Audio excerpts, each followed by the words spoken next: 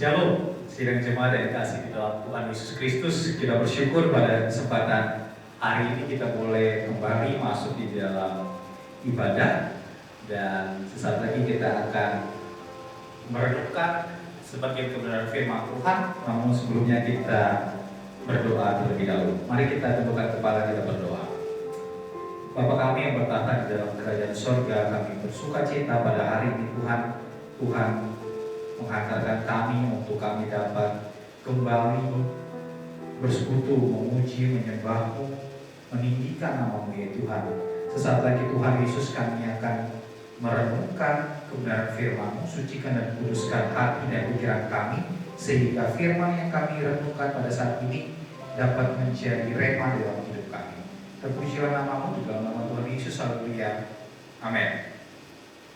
Kesempatan pagi hari ini kita akan bersama-sama membuka Alkitab kita dari kitab Yohanes, Injil Yohanes pasal 15 ayat 1 sampai ayat yang ke-8.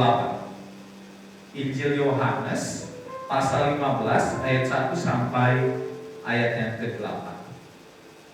Kita akan baca ayat ini bersama-sama. Saya mulai dari perikopnya.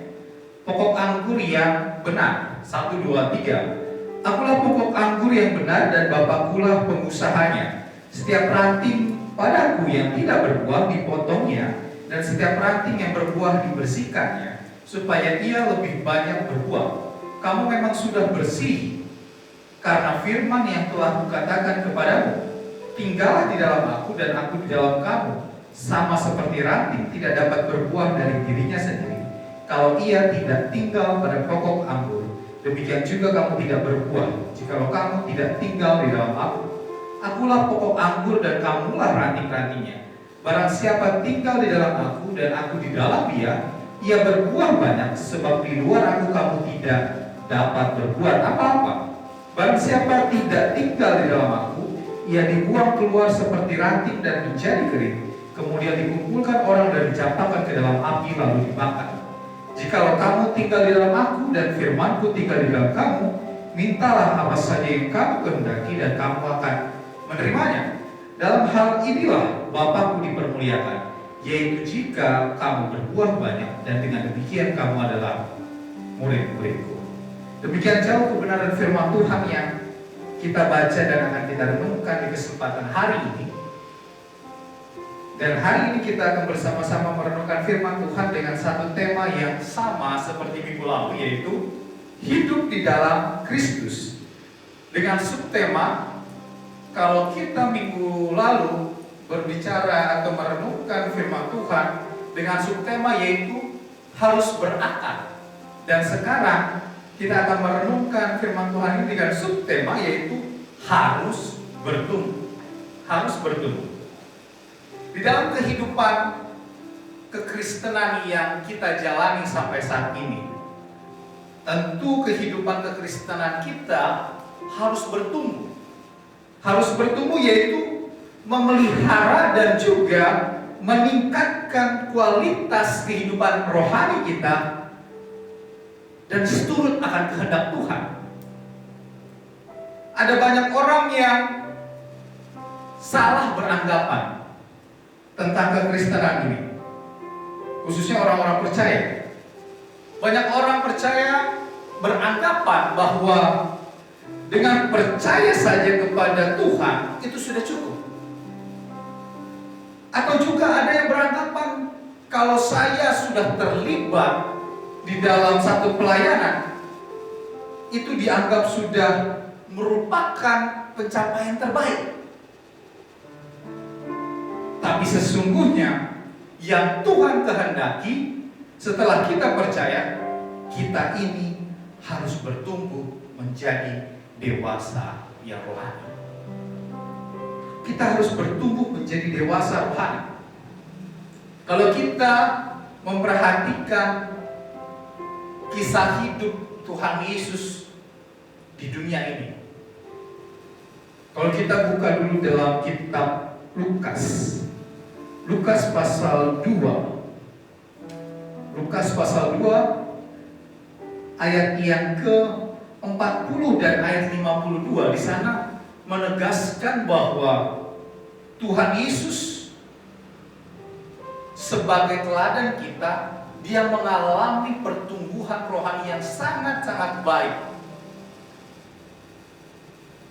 Dia bertumbuh dari seorang anak.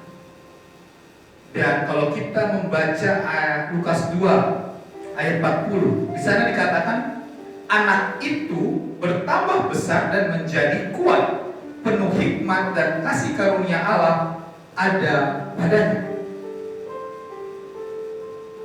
Tuhan Yesus bertumbuh menjadi dewasa yang rohani. Dan di ayat 52, masih di dalam Lukas pasal 2 ayat 52, di sana dikatakan lagi, dan Yesus makin bertambah besar dan bertambah hikmatnya dan besarnya dan makin dikasihi oleh Allah dan manusia. Sungguh luar biasa teladan dari Tuhan kita Yesus Kristus. Perubahan dari seorang anak menjadi seorang dewasa rohani itu adalah satu proses pertumbuhan itu sendiri. Jadi untuk bertumbuh menjadi dewasa rohani tidak bisa terjadi dalam waktu yang singkat, tapi butuh proses di dalamnya. Bahkan pengalaman ataupun umur tidak bisa menentukan tingkat kedewasaan rohani seseorang. Tapi pengalaman itu sangat diperlukan sebagai bagian dari proses menuju kedewasaan rohani. Satu pengalaman tidak bisa juga menjadikan kita dewasa rohani. Tapi melalui banyak proses demi proses itulah yang menjadikan kita dewasa rohani. Itulah sebabnya mengapa kita harus tetap setia beribadah, harus tetap setia berdoa, harus tetap setia membaca firman Tuhan, harus tetap setia melayani Tuhan. Sekalipun banyak masalah, banyak persoalan yang belum terselesaikan di dalam hidup kita, karena kita sedang berproses untuk bertumbuh di dalam Tuhan. Orang yang berhenti beribadah itu berarti berhenti untuk mau bertumbuh di dalam Tuhan. Akibatnya segala sesuatu yang ada di sekitarnya akan mengalami kematian secara rohani. Perikop yang kita baca pada saat ini dalam Yohanes pasal 15 ayat 1 sampai 8 berbicara tentang pokok anggur. Pokok anggur di sini digunakan oleh Tuhan Yesus untuk menggambarkan seperti apa kehidupan kita dan hubungannya dengan Dia. Agar dapat bertumbuh dengan baik, pohon anggur ini membutuhkan kondisi dan juga iklim serta tanah yang khusus. Pohon anggur juga membutuhkan perawatan yang seksama supaya dapat memberikan buah yang memiliki kualitas yang terbaik. Itulah sebabnya mengapa Tuhan menggambarkan kehidupan kita seperti pohon anggur. Kehidupan kita memerlukan kondisi yang dapat mendukung pertumbuhan rohani kita, supaya kita dapat bertumbuh sesuai dengan rencana Allah. Hidup kita juga membutuhkan perawatan agar dapat menghasilkan buah-buah rohani yang berkualitas dan dapat menjadi berkat bagi banyak orang. Melalui kitab Yohanes pasal 15 ini ayat 1 sampai 8 ada dua pedoman supaya kita dapat hidup di dalam Kristus dan bertumbuh sesuai dengan rencana Tuhan.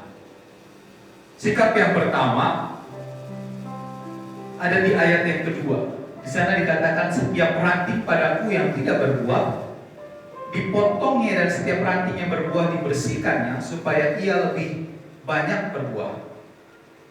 Apa pedoman yang pertama ini? Yaitu harus rela dibersihkan. Rela dibersihkan. Setiap pohon anggur yang bertumbuh akan selalu dibersihkan oleh pemiliknya. Daun dan ranting yang kering itu dikatakan dipotongnya supaya tidak mengganggu pertumbuhan dari pohon tersebut. Dan ranting yang berbuah dibersihkan. Daun-daun yang tidak perlu sehingga buah yang dihasilkan dapat bertumbuh dengan baik. Begitu pula dengan kehidupan kita. Supaya kita bertumbuh di dalam Kristus dengan baik, ada hal-hal yang sesungguhnya dapat mengganggu pertumbuhan rohani kita. Bahkan bisa dikatakan dapat menghalangi kita untuk menghasilkan buah yang baik. Melalui kejadian demi kejadian, peristiwa demi peristiwa, Tuhan akan membersihkan kehidupan kita. Hal-hal yang tidak berkenan dengan firman Tuhan harus dihilangkan dari pertumbuhan kehidupan rohani kita. Dan dengan demikian, kita akan menghasilkan buah-buah roh itu sendiri dan dapat menjadi berkat bagi banyak orang. Untuk itu, sidang jemaat yang dikasihi dalam Tuhan Yesus Kristus, kita harus memiliki hati yang rela untuk dibersihkan oleh Tuhan. Jangan kita mengeraskan hati kita ketika kita masuk dalam proses pembersihan itu. Masalah demi masalah yang kita hadapi itu merupakan cara bagi Tuhan untuk membersihkan kehidupan kita. Mari kita bersama-sama belajar untuk mengetahui melalui satu masalah bagian mana dari kehidupan kita yang sedang Tuhan bersihkan, yang sedang Tuhan kerjakan. Mari kita relakan hidup kita untuk dibersihkan oleh Tuhan, supaya kita dapat menghasilkan buah-buah roh yang Tuhan kehendaki. Itu adalah pedoman yang pertama, yaitu kita harus rela dibersihkan untuk kita dapat bertumbuh di dalam Kristus. Pedoman yang kedua ada di ayat yang keempat. Di sana dikatakan, tinggallah di dalam aku dan aku di dalam kamu, sama seperti ranting tidak dapat berbuah dari dirinya sendiri kalau ia tidak tinggal pada pokok anggur. Demikian juga kamu tidak berbuah jikalau kamu tidak tinggal di dalam aku. Pedoman yang kedua ini untuk kita dapat hidup di dalam Kristus dan bertumbuh di dalam Dia adalah tetap tinggal di dalam Tuhan. Tetap tinggal di dalam Tuhan. Melalui perumpamaan tentang pokok anggur yang benar ini, kita diingatkan kembali bahwa kunci untuk berbuah adalah ranting tersebut harus terus melekat pada pokok anggur. Karena di ayat 4 tadi dikatakan, ranting tidak dapat berbuah dari dirinya sendiri kalau ia tidak tinggal pada pokok anggur. Demikian juga kamu tidak berbuah jika kamu tidak tinggal di dalam aku. Kristus adalah pokok anggur itu sendiri. Oleh karenanya, kita sebagai orang percaya harus tetap tinggal di dalam Kristus jika kita ingin mengalami hidup yang terus berkemenangan, yang terus bertumbuh di dalam Dia setiap hari. Nasihat dari Rasul Paulus kepada jemaat di Kolose. Kolose pasal 2 ayat 6 bagian B, di sana dikatakan, hendaklah hidup hidupmu tetap di dalam Dia. Tetap tinggal di dalam Kristus berarti terus-menerus hidup di dalam Dia, di segala keadaan dan sampai akhir hidup kita. Alkitab menyatakan bahwa ada berkat-berkat yang Tuhan sediakan bagi setiap orang percaya yang tetap tinggal di dalam Tuhan. Kita bisa melihat ya ada dua berkat yang Tuhan sediakan. Kalau kita melihat di kitab Roma pasal 8, Roma pasal 8 ayat 1 sampai 2. Di sana dikatakan demikianlah sekarang tidak ada penghukuman bagi mereka yang ada di dalam Kristus Yesus. Roh yang memberi hidup telah memerdekakan kamu dalam Kristus dari hukum dosa dan hukum maut. Apa berkat dari kitab Roma ini bagi setiap orang percaya yang tetap tinggal di dalam Tuhan adalah kita dibebaskan dari hukuman. Upah dosa adalah maut, tapi karunia Allah itu adalah hidup yang kekal di dalam Kristus. Melalui karya penebusan Kristus di atas kayu salib, kita yang ada di dalam Dia mengalami satu pemulihan kemuliaan, dibebaskan dari hukuman maut, dan kita menjadi dibenarkan oleh Dia. Itu adalah berkat yang pertama yang Tuhan sediakan bagi setiap kita, orang percaya yang tinggal di dalam Tuhan.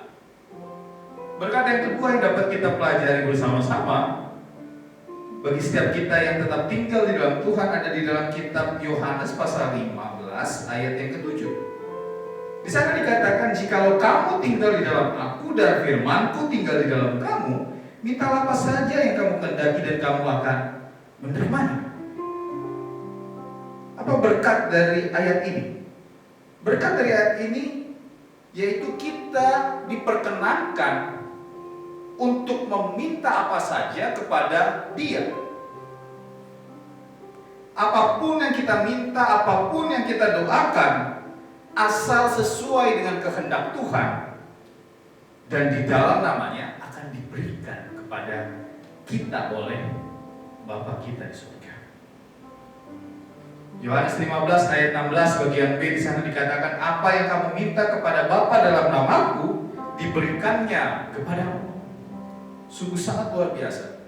Setiap doa orang-orang yang tetap tinggal di dalam Tuhan memiliki peluang sangat besar untuk mendapatkan jawaban.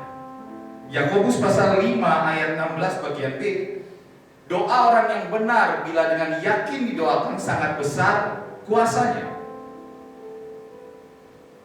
Asal kita tetap tinggal di dalam Tuhan, tidak ada yang perlu dikhawatirkan.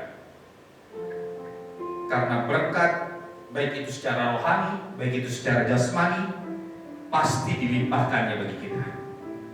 Oleh sebab itu, mari sidang jemaat Tuhan, kita hidup di dalam Kristus. Hidup di dalam Kristus, kita harus selain berakar seperti khotbah minggu lalu, yaitu kita harus bertumbuh di dalam Dia. Bertumbuh di dalam Dia. Dan pada saat ini kita telah belajar ada dua sikap di mana kita harus bisa bertumbuh sesuai dengan rencana.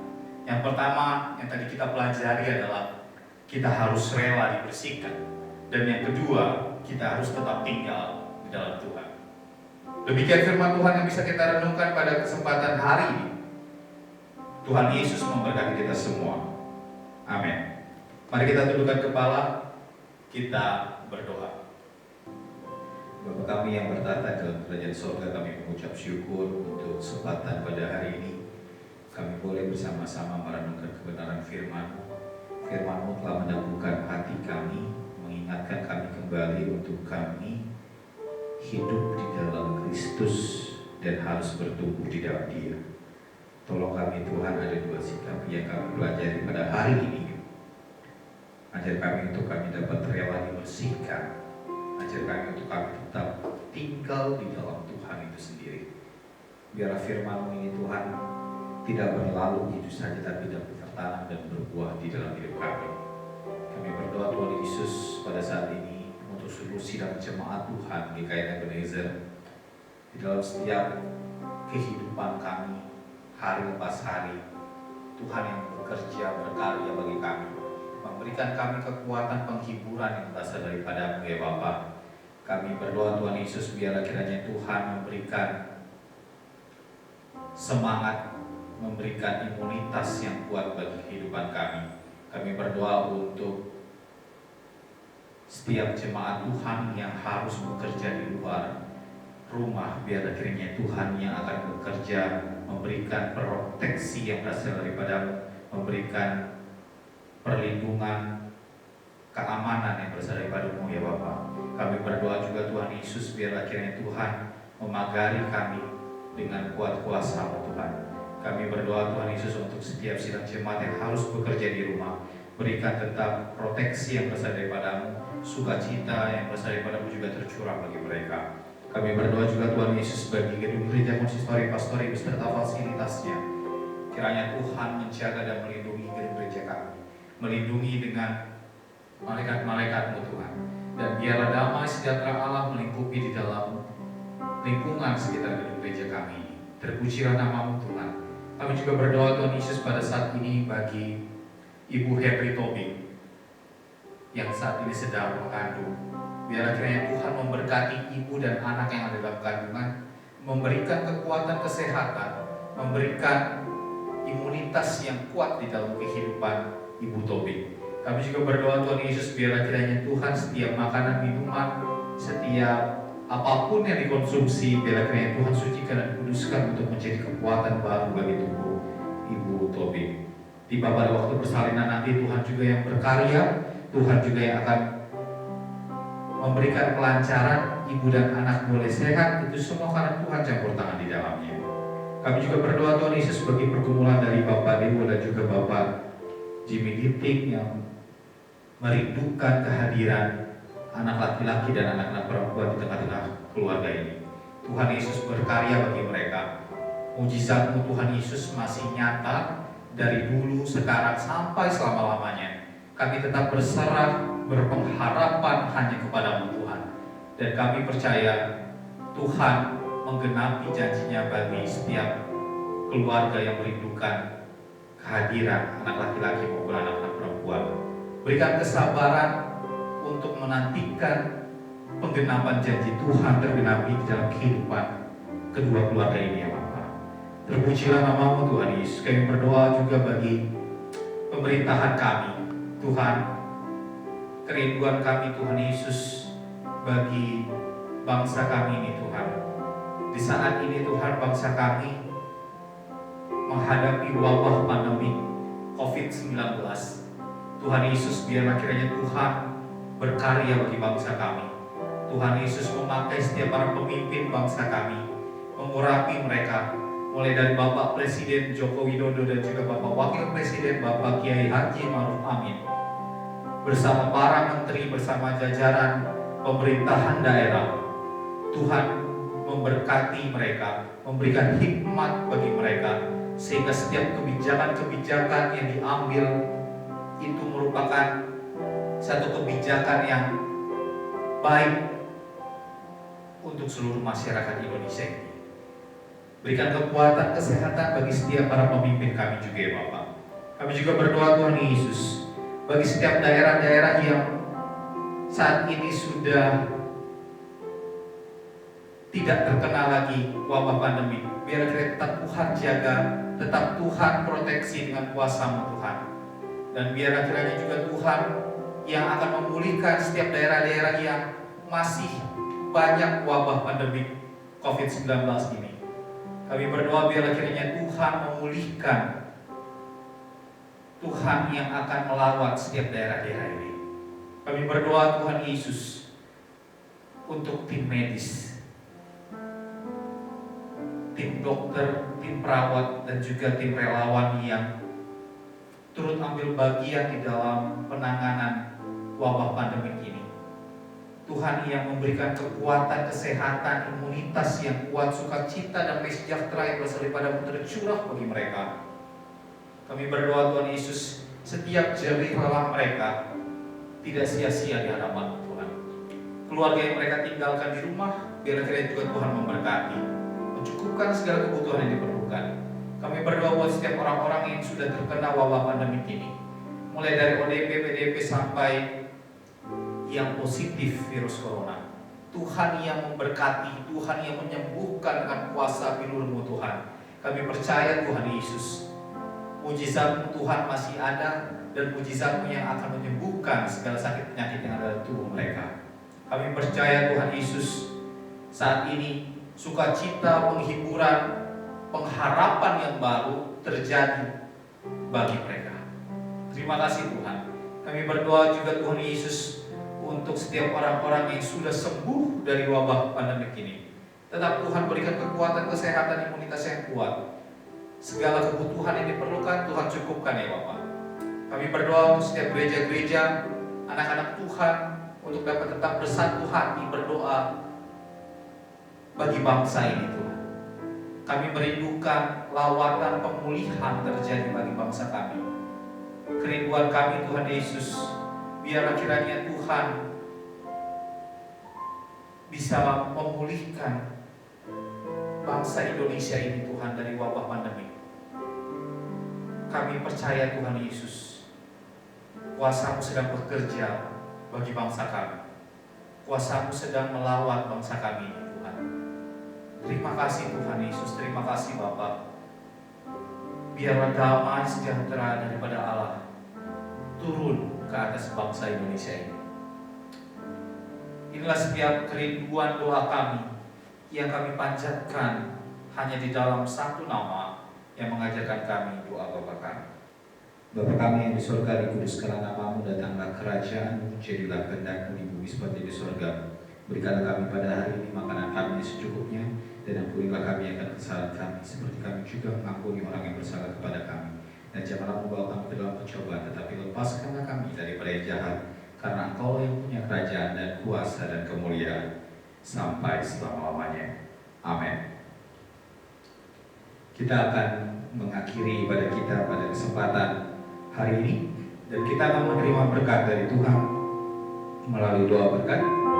Namun sebelumnya kita akan satu pujian yang menyatakan sampai akhir hidupku.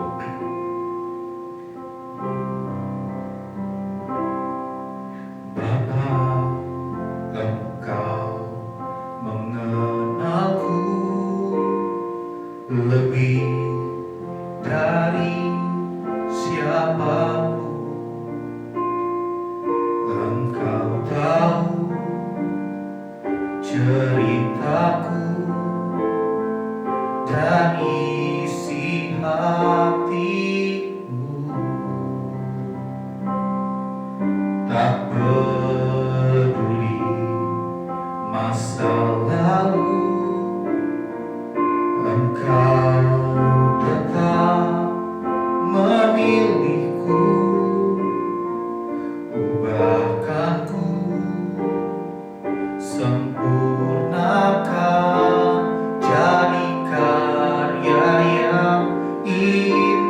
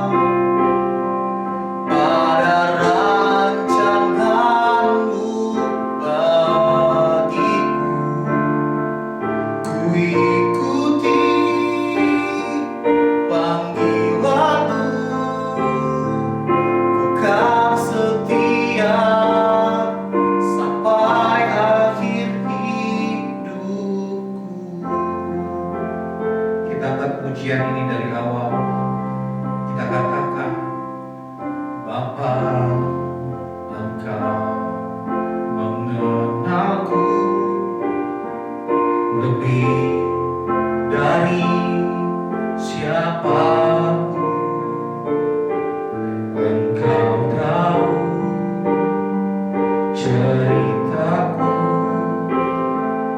dan isi hatiku, tak peduli masa lalu, Engkau tetap memilihku. Bahkan ku sempurnakan jadi karya yang indah. Kini aku percaya tiada yang mustahil bagimu. Kuasamu kuatkanku, dasarku berharap. Kini aku berserah pada rancanganmu bagiku. Ku ikuti panggilanmu, ku kan setia sampai akhir hidupku. Mari kita tundukkan kepala kita, bersatu hati kita berdoa. Terima kasih Tuhan untuk firman-Mu yang meneguhkan kami, mengingatkan kami kembali untuk kami hidup di dalam Kristus, bertumbuh di dalam-Mu ya Tuhan. Biarlah firman-Mu ini dapat termaterai dalam hidup kami. Kami berdoa Tuhan Yesus, bersyukur untuk tuntunan penyertaan-Mu di dalam ibadah kami pada hari ini. Dan saat lagi Tuhan, kami akan melanjutkan dalam setiap aktivitas kegiatan kami. Tuhan yang tetap terus memberkati dan menyertai kami. Terima kasih Tuhan. Mari sidang jemaat Tuhan, arahkan hati dan pikiran kita terima berkat dari Tuhan. Tuhan memberkati engkau dan melindungi engkau. Tuhan menyinari engkau dengan wajahnya dan memberi engkau kasih karunia. Tuhan menghadapkan wajahnya kepadamu dan memberi engkau damai sejahtera, mulai dari hari ini sampai selama-lamanya. Amin.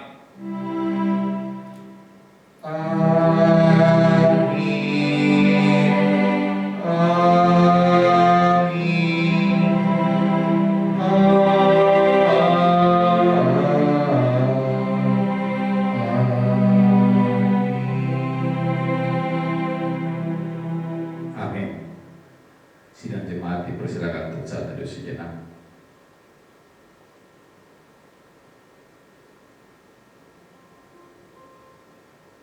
Amin. Selamat hari Minggu. Tuhan Yesus memberkati kita semua. Shalom.